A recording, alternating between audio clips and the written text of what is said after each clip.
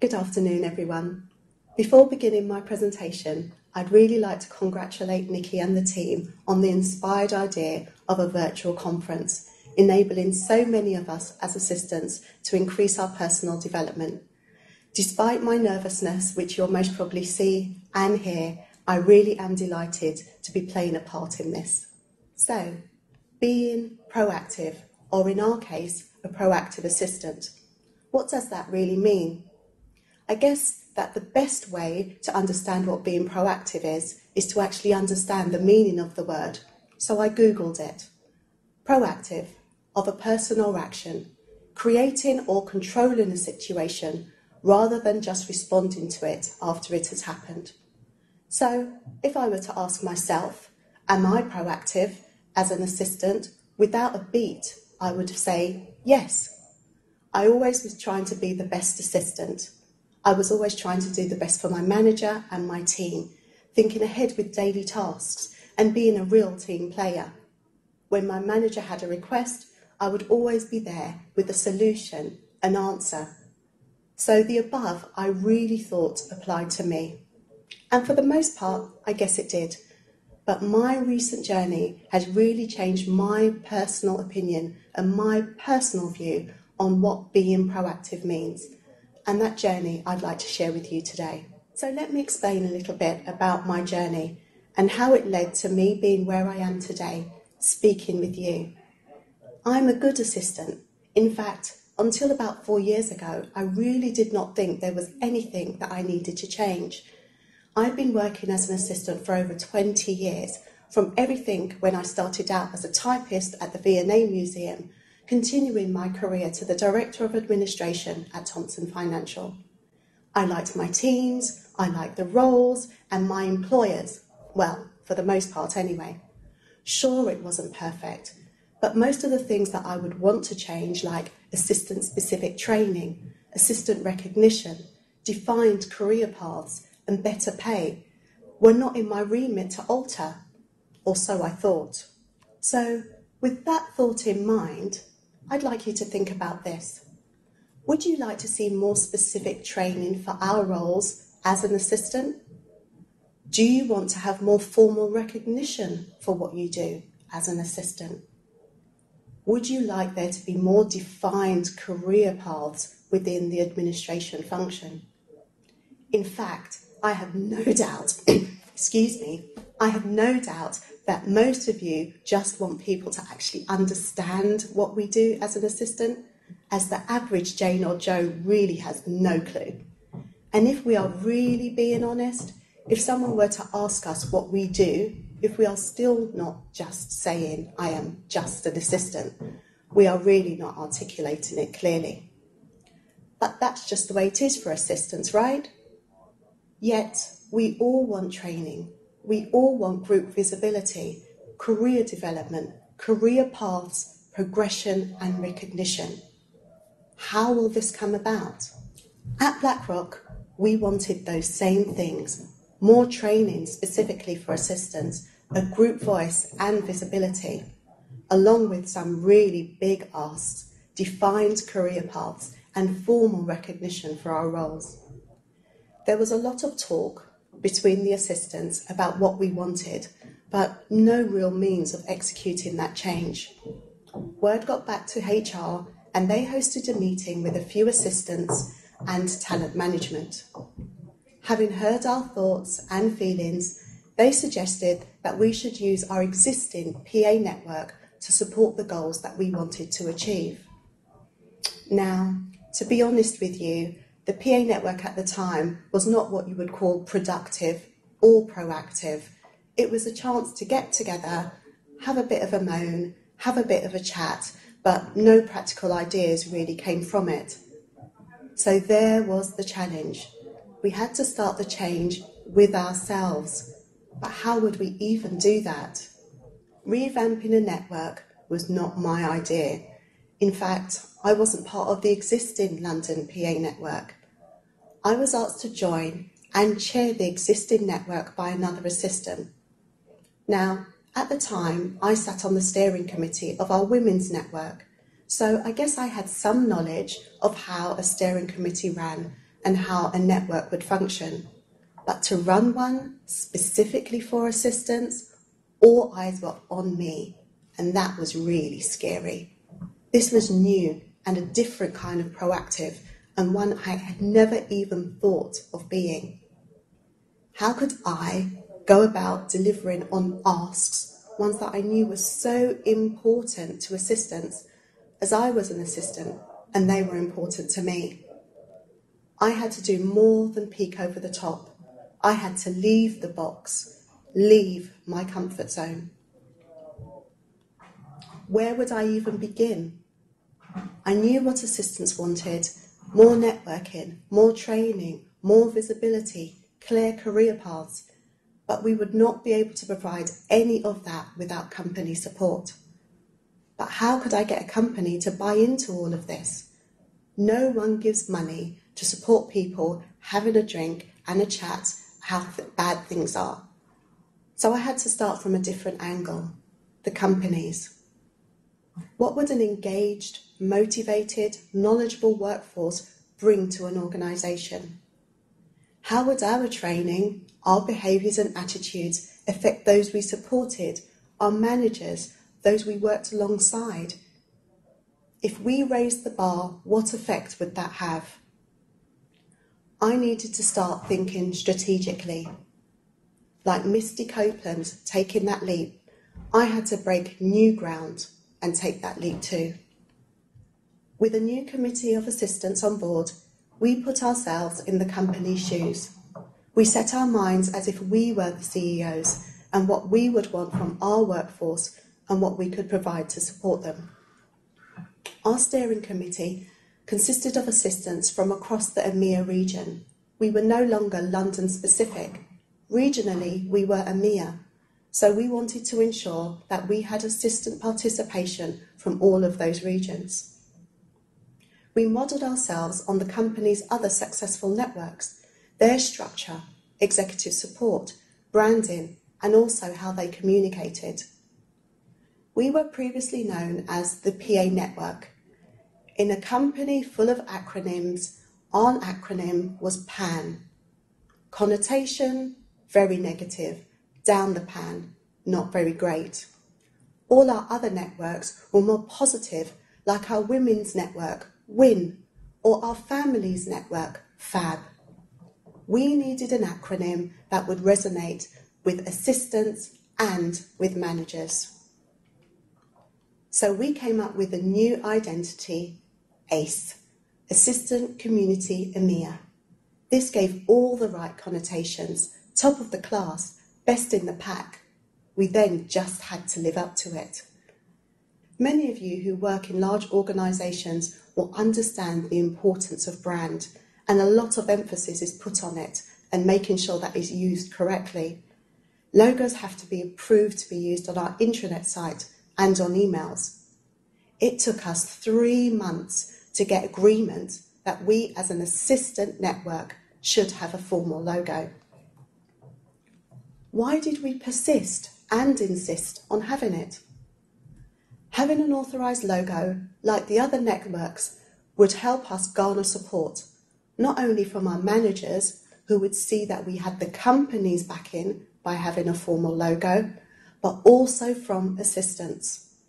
They would see that the ACE network was a group supported officially by the company. We needed assistant buy-in, as that was the only way the network would succeed. We also made sure that we had senior buy-in from supportive managers in the way of executive sponsors.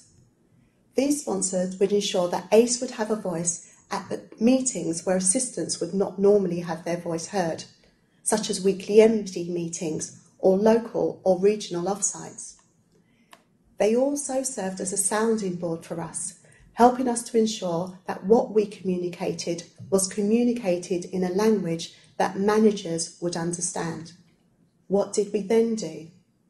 We relaunched the network with our new recognisable branding and structure. To garner support and visibility, we started out by initially working with internal stakeholders to launch training sessions on our technology platforms, our conference and travel booking systems. we created an onboarding programme for all new assistants who joined the company. This included sending out welcome packs so that assistants knew from the moment that they joined they had a network to support them. A simple idea which proved really effective was to give every assistant an ACE branded lanyard. Being in buildings where you were required to carry your pass around just to go in and out of doors or between floors, it was really a great practical idea to have a lanyard. Not only was it practical, but it also increased our visibility and helped us to connect with other assistants. Because if you knew and you saw one of those lanyards, you knew that the person wearing it was an assistant just like you.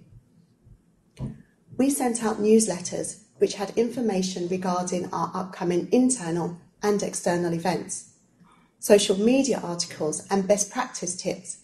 In fact, Nikki's Practically Perfect PA blog was one of the first things that I put on our newsletter.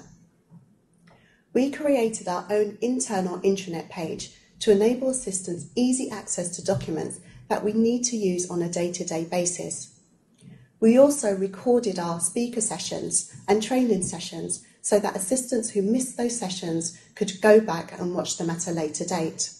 Along with raising our profile within the assistant space, we also wanted to be seen by those who could help us change the landscape.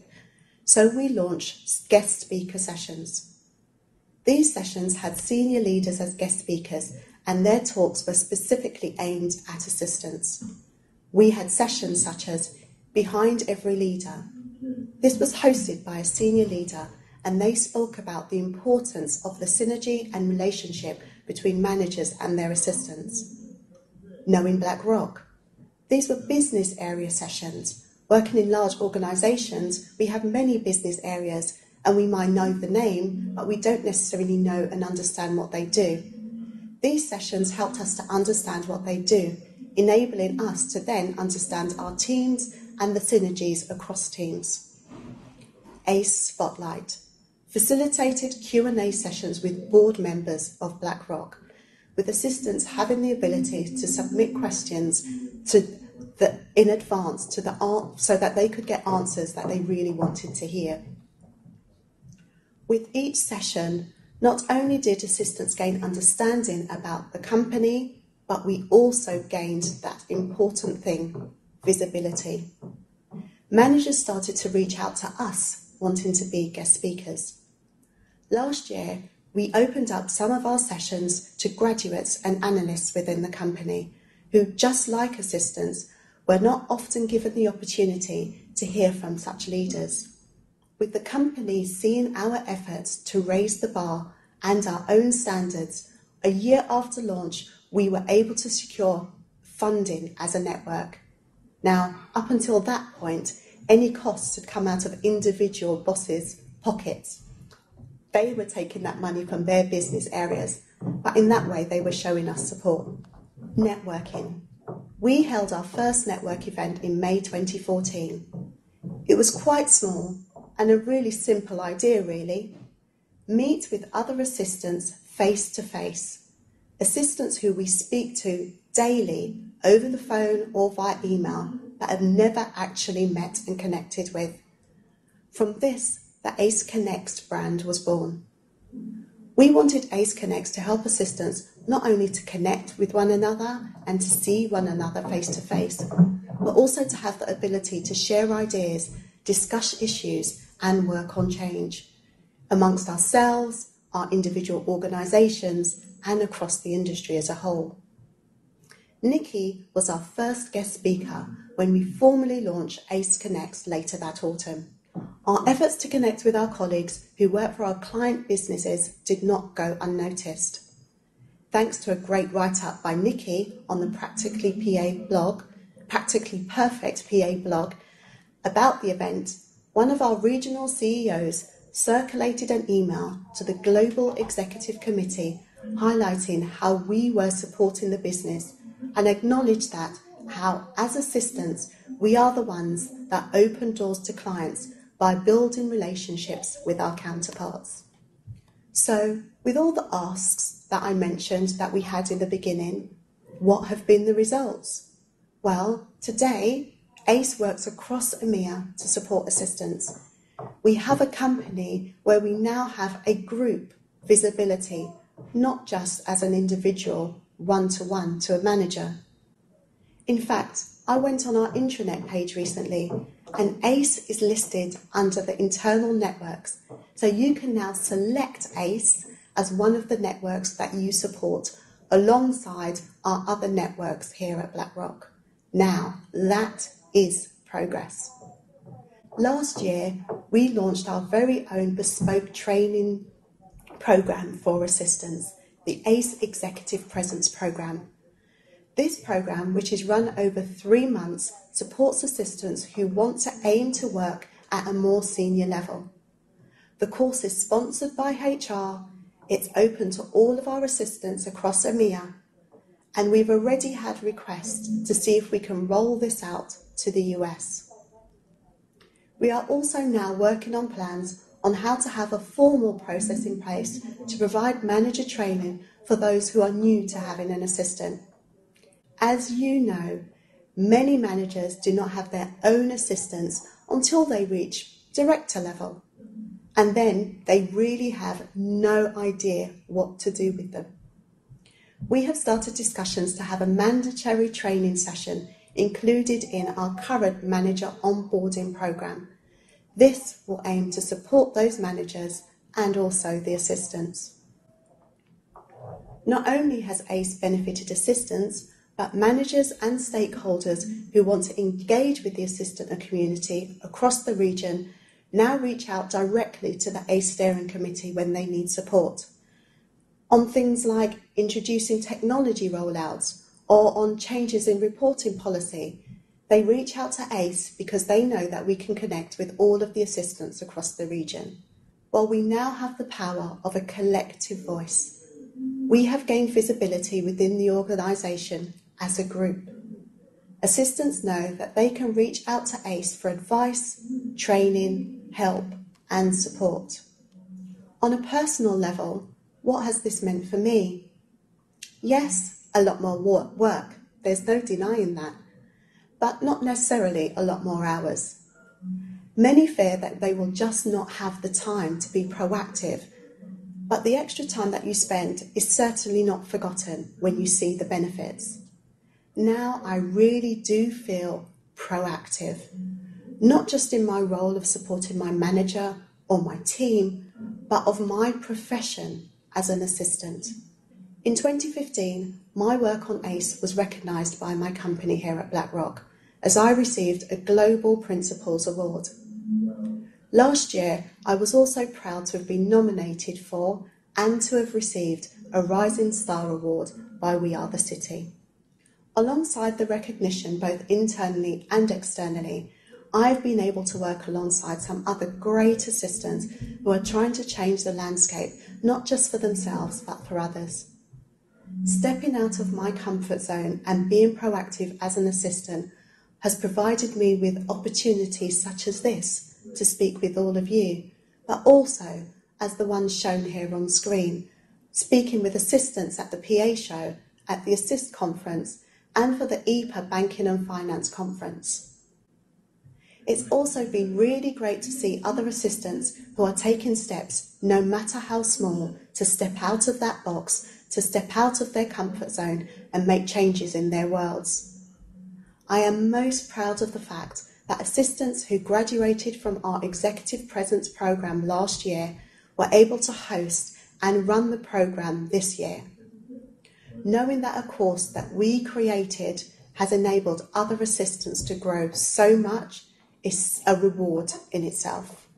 I had to push myself beyond my comfort zone to fully understand what being proactive meant.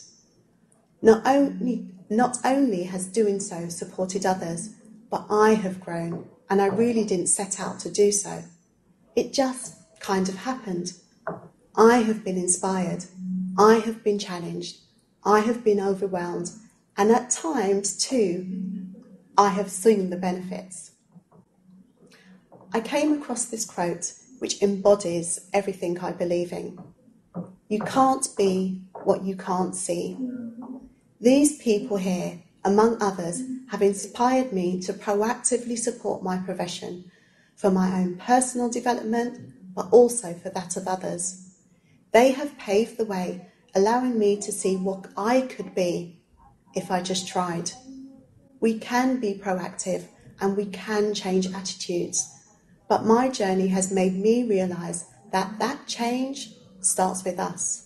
It starts with our own attitudes to what we do and to our profession. Now, you may now be sitting there thinking a couple of things. I could never do what she's done. Her work and her world are so different to mine, it just wouldn't work. I don't have her experience. I'm not anybody special. I have been doing this for so long now, and I know that nothing is going to change. So what's the point? I have, and I still do, have some of those fears. Sometimes I even feel like I'm hitting my head against a brick wall. But I have learned from my journey that being proactive means recognising all of those things and going ahead and doing it anyway. Change needs action. So, where could you start? Well, all of you have already started and you're already being proactive. You are investing in your personal development by joining this virtual conference today. So be proud of yourself for taking the time out to do that. You already know that it's really important to continually develop your skill set to stay relevant. After this is finished, or even whilst you're enjoying the programme today, how can you continue to be proactive? Start small. Find something that is really important to you. Be alert to opportunities that may come your way. Connect with other like-minded assistants, and most importantly of all, don't give up. You will experience setbacks. Things that you want to change may not change as quickly as you would want them to do. You may even find that you end up going backwards in some instances. But you will never go backwards in your personal growth and development. As an individual, as an assistant, you will certainly progress. My journey started because of a situation that was happening around me. I responded to that situation by being proactive, rather than just following along with the way it had always been. That was me aiming to control a situation, rather than just responding to it and letting it happen. Setting up ACE has led to so many amazing opportunities. It's helped me to realise that we do have the ability to play a part in changing the way our roles are viewed.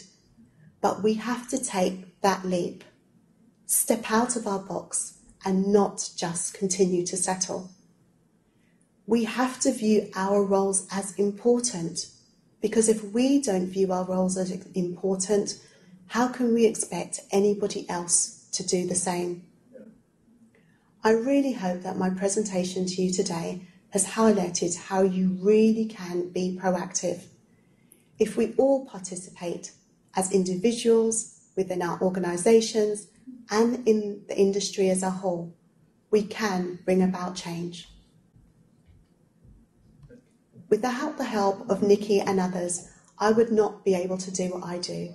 So, in the spirit of paying it forward, if you are in the process of setting up a network, if you're just thinking about it, or if you'd just like to chat about steps that you could take to be more proactive, please feel free to reach out to me on my contact details here.